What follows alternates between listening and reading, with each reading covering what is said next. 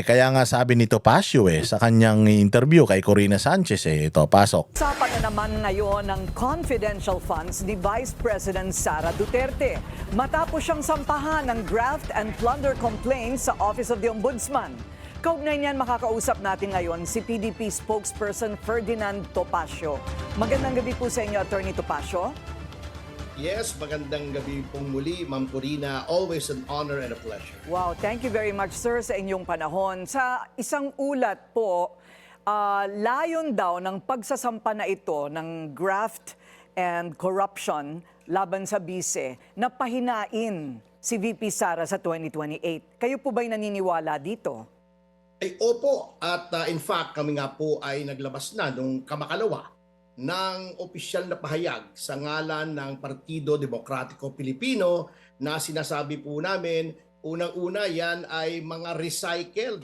Bagamat environmentally friendly ang recycling ay hindi po yan uubra pagdating po rito sa mga charges. Number two, obvious naman po na ang may mga pakana nito ay yung mga the usual suspects kumbaga na wala na pong ginawa kundi batikusin si pangalawang Pangulong Sara Duterte sapagkat natatakot po sila ng consequences to their vested interest should the Vice President become President in 2028. Ano ho sa palagay ninyo ang pinakamatibay na depensa ng bise?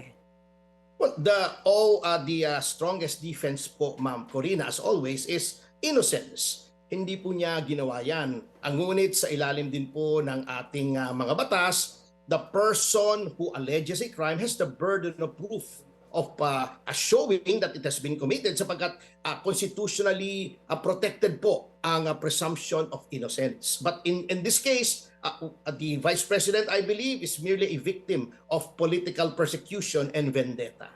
So, mailalabas po ba ang mga bank accounts ni bise? Yun nga po nakakatawa sa mga sinasabi nitong mga characters na ito. Bakit kami ang maglalabas? Meron po talagang prinsipyo sa Roman law na a cumbenti probatio qui decit non qui negat, or the burden of proof is on him who alleges something. They're saying that she has amassed more than 50 million in ill-gotten wealth. So dapat pong sila po ang magpakita kung nasaan yung 50 million plus na yon. Kung wala, then the case must perforce be dismissed. So, they can subpoena the transparency of her bank accounts. May subpoena powers under certain circumstances sapagkat meron po tayong secrecy of bank deposits, but again po, we repeat, at natatawa nga po kami, akala ko ba they are convinced of the merits of their case. Ang kapal-kapal nga ng mga papeles na isinumpiti nila. Ibig nyo pong sabihin sa daan-daang libong pahinang yon, wala yung alegasyon nila kung nasaan yung 50 million. So, nakakatawa po ito. The powers of subpoena cannot be used as a fishing expedition under our due process clause. So dapat po sila magpakita. Ito yung bank account, ito yung mga yaman, ito yung lupa, ito yung bahay, ito yung mga sasakyan. At yung Yes, maganda yun kasi the burden of proof is in the accuser or is with the accuser. Kung ikaw nag-akusa, dapat ikaw may pruweba. Di ba? O katulad nun, di ba tayo, we are accusing Bongbong Marcos of being an addict dahil nakikita natin yung manifestation sa itsura niya ng pagiging addict O hindi ba sabi ni Claire Castro, kayo nagsasabi na addict siya, dapat meron kayong pruweba na addict siya. Bakit siya kailangan maglabas ng pruweba na addict siya? Which is yung drug test. Ito na yung pruweba natin, si Amy Marcos mismo, ang close kapatid pucha, isang pepe lang yung nilabasan niya. Isang pekpek lang nilabasan ng dalawang yan. Ni Bongbong at saka ni Amy. Putang ina, alam ka na maniwala ka kay Claire Castro kaysa kay Amy. Sabi ni Amy, addict daw yan. Gumagamit yan noon pa. Yun na yung pruweba. Yun na yung pruweba natin. Kailangan na lang ngayon patunayan ni Bongbong Marcos na hindi siya addict. By what? By means of mag-undergo ng hair follicle test. Pero hanggang ngayon, di pa siya nag-hair follicle kasi nga addict. It's safe to assume na addict siya because he failed to prove to us na hindi siya addict. O si Inday Sara, ba sabihin nyo, si Inday Sara ganun din naman she failed to prove to us na hindi siya nagnakaw ng 125. Anong failed to prove to us? Ang may kasalanan niyan, Supreme Court at saka ang Senado dahil hindi siya na-impeach Dahil ipinatigil yung impeachment. She's ready to face the impeachment court pero hindi natuloy 'Di ba? So ready si Inday na patunayan 'yun. At lagi naman sinasabi ni Inday, very vocal naman siya na ipinagtatanggol yung confidential funds na 'yan. So yun sinasagot niya. Si Bongbong sinasagot ba niya yung kaadikan niya? Hindi naman. So in this instance, sinasabi nga nila na pucha, itong mga papel na ito, walang silbi ito. Why?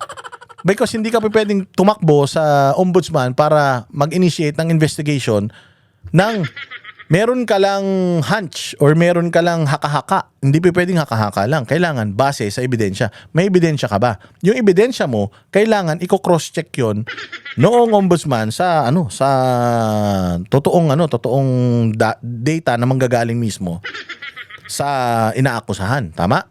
Kaya lang ang problema, doon pa nga lang mali na kasi hindi nga saklaw ng ombudsman ang isang impeachable official So, the whole process of this optics sa pagsasampa ng kaso, wala nga walang grounds Mga pangalan pong piatos, yung mga inimbento daw pong mga pangalan na nakatanggap ng pondo. Ano po ang depensa doon? Alam niyo po, sorry po, Ma'am Purina. Go ahead, sir. Opo. Alam niyo po yon, standard protocol po yon sa confidential funds. Ako po, Ma'am Corina, ay galing din sa Department of the Interior and Local Government bilang isang Assistant Secretary noong ang kalihim po ay si Mayor Alfredo Lim year 2000. So talagang standard po yan, kaya nga po confidential Yung informant po nyo, pag inilagay nyo yung pangalan doon, at syempre po, hindi naman na iisa o dalawang tao lang ang may access doon sa listahan yon, baka manganib po ang buhay noong tao. Ngunit lagi na natin pinapaliwanag yan noong nakaraan nga. Merong ibinigay ang DOJ, hindi pala, ang PNP na mga pabuya sa mga tao na informant. Anong itsura ng mga tao? Nakatakip ang muka, ang mata, nakasombrero. Walang pangalan. So pag tinignan mo, kanino napunta tong pera na to? Kay alias Kulapu. Kay alias Kwang-kwang. Ganun yung mga pangalan yan, mga bossing, Diyos mio. Kasi nga confidential agents ang mga yan. So, yung mga confidential agents ni Inday Sara, whether Piatos ang pangalan yan or King Kong ang pangalan niya o si Godzilla yan, issue sa kanila yan. Bakit? Yung mga confidential agents na yan, kaya gusto nilang malaman kung sino yan kasi parang alam nila kung sino sa hanay ng mga komunista yung asset ng gobyerno. Papatayin nila yan. Sobrang delikado niyan. National security concern yan. Itong mga komunista na to, putang ina, mga tanga talaga Kala nyo maloloko nyo tao. Kaya ngayon, pinipressure nila si Inday na i-provide itong mga tao na to. Sino si Piatos? Kasi nga si Piatos, si Mary Grace, at kung sino-sino pa, si Chippy, si Tom-Tom, tsaka si Cheese Curls. Ang information na ibinigay nila sa gobyerno, information ng kalakaran diyan sa pagre-recruit ng mga NPA ng mga estudyante. Kaya gusto malaman ng mga makakaliwa sino itong mga tao na to para putang ina patayin na nila.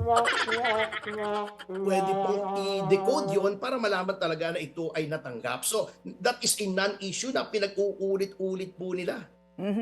Okay, huling tanong po. Yung affidavit po ng sinasabing dating bagman ni VP Sara, ito pong si Ginoong Ramil Madriaga. Ano po ang komento ni VP dito? Hindi ko po, I cannot pretend to speak on behalf of the Vice President sapagkat ako po ay tagapagsalita ng PDP. Ngunit bilang isang abogado po, that is an uncorroborated statement. Pwede naman po mag-imbestiga ang ombudsman. Kahit nga po anonymous, pwede naman po ang DOJ din po. Ngunit, titignan po natin yung credibility noong mga aligasyon. At yung binabasa ko po yung affidavit na iiling lang po ako sapagkat yung sinasabing 1 billion in a grandia. That's physically impossible. Number two, yung nagbi-build up daw ng war chest, si binibining Sara Duterte. Alam niyo po, I personally know as to approximately when nag-umpisa yan na mag-harbor ng ambitions for president. Yung before that po, there was really no plan to run as vice president or even president. Yung prior to 2022, last minute po yun, and I know this personally. So, ang dami pong mga inconsistencies at kung ano-anong mga incredibilities ng affidavit pong yun. Okay, maraming salamat po sa inyong oras, PDP spokesperson. Oh, di ba? Ang ina nyo ha. Yun yung sinasabi ko kanina. Yan ang panatero, walang inuurungan.